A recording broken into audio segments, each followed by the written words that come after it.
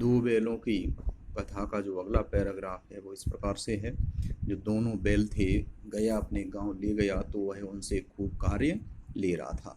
उन्हें दिन भर खेतों में जोता जाता, उन्हें पीटा जाता, डंडे खाते बेचारे, और शाम होती वैसे ही उन्हें थान थान इस स्थान प्लेस जगह पर आकर के उन्हें बांध दिया जाता। घर आते और उन्हें जहाँ उनकी बांधने की जगह होती है जानवरों को, वहाँ उनको बांध दिए थे। बेचारे वहीं बंधे रहते, रूखा सूखा भूसा डाल देते, वो कुछ नहीं खाते। लेकिन वही बालिका, छोटी बच्ची थी प्यारी सी, वो आती और दोनों बैलों को दो दो रोटियां खिला जाती। उनसे उन्हें बड़ी तसल्ली होती, बहुत ही उनकी जो आत्मिक आनंद है वो उन्हें प्राप्त होता और सारी थकान भूल जाते। प्रेम के इस प्रसाद की यह बरकत थी। बरकत मीन्स बढ़ना, थोड़ा ताकत आना, साहस आना। तो प्रेम का जो ये प्रसाद था, जो उसका लगाव था बच्ची के बैलों के प्रति, और उसमें जो उनके प्रति जो दया की एक जो भावना थी, उस रोटी को खा कर के वो बड़े ही खुश हो जाते। फिर वो दो चार मुंह जो सूखा भूसा पड़ा रहता था उसको भी खा लेते।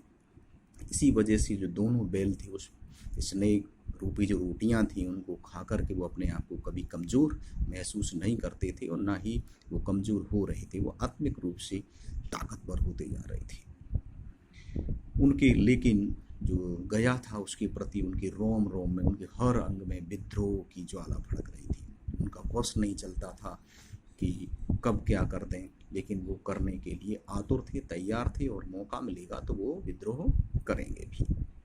एक दिन मोती ने मूक भाषा में कहा, अब तो नहीं सहा जाता। हीरा जो मोती था उसने हीरा से कहा कि अब बहुत हो गया है, अब ये मारपीट मुझसे बर्दाश्त नहीं होती है, मारा पीटा जाता है, खाने को कुछ नहीं दिया जाता है, अब मैं इसको बर्दाश्त नहीं कर सकता, सीमा से परे जा रहा है।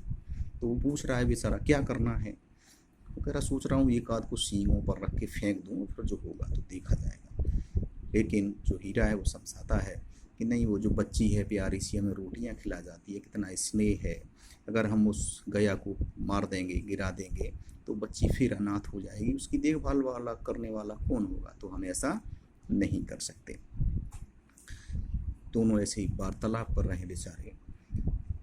तो कह रहा है तो क्या करना चाहिए फिर, मालिक को भी नहीं मारूं, बच्ची अनाथ हो जाएगी तो क्या करें। तो सोच रहा है कि चलो जो मालकिन है उस पर ही हमला बोल दिया जाए।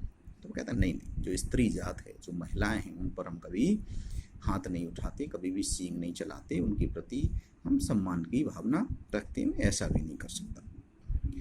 तो फिर कह रहा है कुछ करना नहीं है तो फिर क्या करें, कैसे निकलना चाहिए, कैसे यहाँ से भाग चलना चाहिए। तो उसने कहा पगहात उड़ा लें। उसने कहा जो रस्सियाँ हैं क्या उनको तोड़ लिया जाए और भाग चले यहाँ से। उसने कहा हाँ ये ठीक है, ये किया जा सकता है। लेकिन सोच रहा इतनी मोटी मोटी रस्सियों में हम जकड़े हुए हैं, बंधे हुए हैं, तो इतनी मोटी रस्सियों को कैसे तोड़ा जा सकेगा। तो उसने कहा इसका एक उपाय है। क्या है कि रस्सी को पहले थोड़ा सा चबा लें, उसको मुंह में रख के उसको गीला कर लें, और फिर हम उसको पीछे की तरफ जाते हुए अगर झटका देंगे तो कमज़ोर रस्सी वहाँ से टूटेगी, इसके टूटने के चांस ज़्यादा बढ़ जाएंगे। उसने ऐसा कहा। तभी क्या है, वही बालिका शाम के समय फिर दो रोटियां लेकर के आई और देखा कि दोनों बैल रस्सियों को चबा रहे हैं। जब चबा रहे हैं तो मोटी रस्सियाँ उनके मुंह में नहीं आती थी, कभी आ जाती थी, कभी निकल जाती थी, लेकिन बेचारे कोशिश कर रहे थे, जोर लगा रहे थे कि किसी प्रकार से रस्सी को थोड़ा थोड़ा काट लिया जाए। क्या है, फिर अचानक से जो लड़की थी वही यहाँ आती है और दोनों सिर झुका करके जब उनके पास आ जाती है तो उसके हाथ को चाटने लगते हैं, स्नेह को महसूस करने लगते हैं।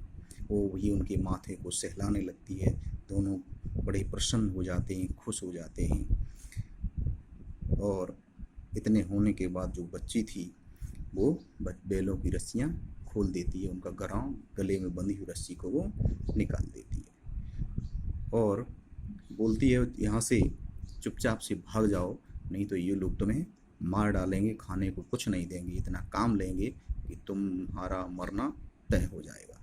आज भी घर में ये सलाह हो रही थी, ये बातचीत हो रही थी, मशवरा हो रहा था कि दोनों के नाक में रस्सियाँ डाल दी। अभी गर्दन में बंधे हुए थे तो इनकी नाक में रस्सियाँ बांध डाल दी जाएंगी, तो फिर ये बिल्कुल भी उछल कूद नहीं कर पाएंगे। फिर मोती ने पूछा अब चलते क्यों नहीं, युवती ने हीरा से कहा, अब चलिए, इतना सारा कुछ हो गया है फिर भी तुम चलने का नाम नहीं ले रहे। हीरा ने कहा, चले तो लेकिन इस अनाथ पर आफत आ जाएगी, जो अनाथ बच्ची है बेचारी, इसकी माँ नहीं है, इसको सब लोग आपस में इस मुसीबत आ जाएगी, इसको बहुत मारेंगे पीटेंगे डांटेंगे, बताइए कैसे चले। तब तक वही बालिका मुड़ी और अपने घर की तरफ जैसे ही चलती है वैसे ही उसने चिल्लाना शुरू कर दिया, देखिए फूफा वाले बैल भागे जा रहे हैं, जो फूफा जी के यहाँ से जो बैल आए थे वो भागे जा रहे हैं। वो दादा अपने पिताजी को चिल्लाती है, देखो भागे जा रहे हैं, जल्दी दौड़ो। तब तक बैल भी भागना शुरू कर देते हैं और वो वहाँ से निकल जाते हैं।